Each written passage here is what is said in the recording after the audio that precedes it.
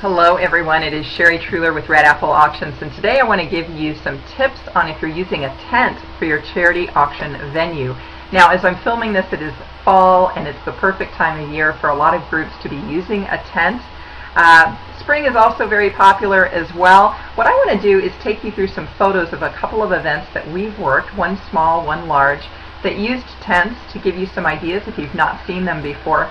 And then along the way, tell you what I like about them, don't like about them, and some tips if you decide to use a tent for your charity auction.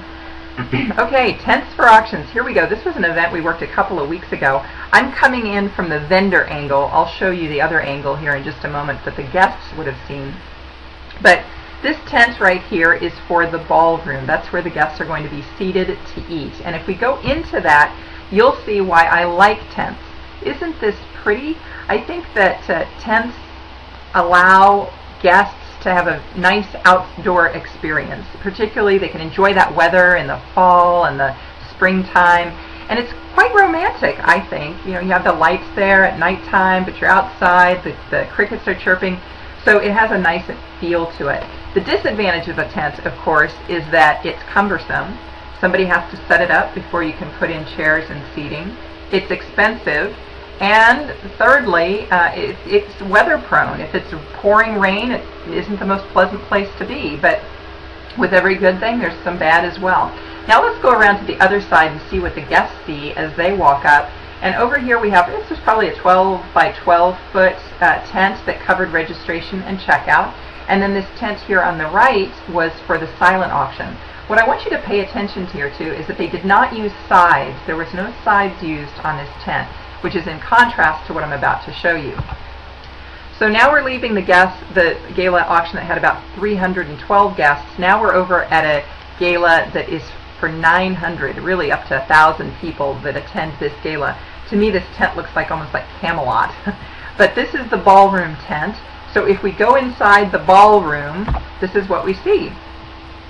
Lots of tables and chairs. They had a dance band, so they had a big dance floor as well. I'm going to come back to this slide in a moment, but first I want to show you, look at the sides. See how they had sides on this tent? This event often gets rained on, so they have come to the conclusion that it's good to have sides to help prevent dripping. And these are attractive sides because they've got these window cutouts that enable guests to look outside, and they kind of look, they look romantic. And then over in the silent auction, this was the sides they used there. Most of the tent, not all of it, but most of the tent had these acrylic sides, not as attractive as the window cutouts, but functional nonetheless. Now, if we go back to the ballroom here, I want to emphasize a couple of things. First, your sound is critical for an auction, and when you're using a tent, sides on the tent will help to contain the sound. If you are not using sides on your tent, it means that the sound is going to dissipate really quickly to your neighbors, whether that's the pasture and cows are hearing it, or whether that's if it's in the city as this was, or in the suburbia, your neighbors. It's harder to get your sound right in a tent than in a ballroom, say at a hotel.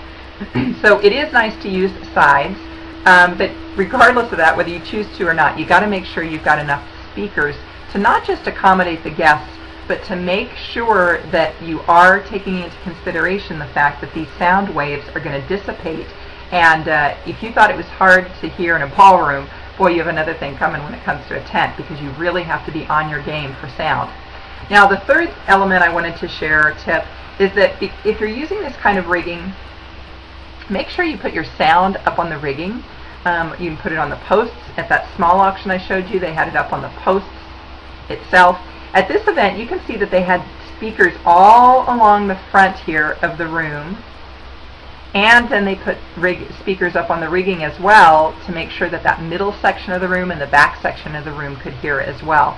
It's nice because you get the cords out of the way. We already are asking guests to walk on an unstable surface. They're walking on the earthen floor. There's divots, there's bumps, there's molehills, whatever. And so when you are able to get those speakers up and out of the way, that also gets the cords up and out of the way and makes sure that, you know, there's less room for tripping.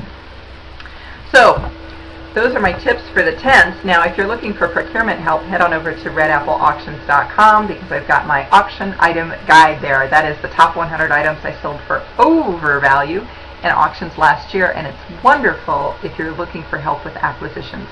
I'm Sherry with Red Apple. Thank you for watching. As always, good luck to you in your benefit auction.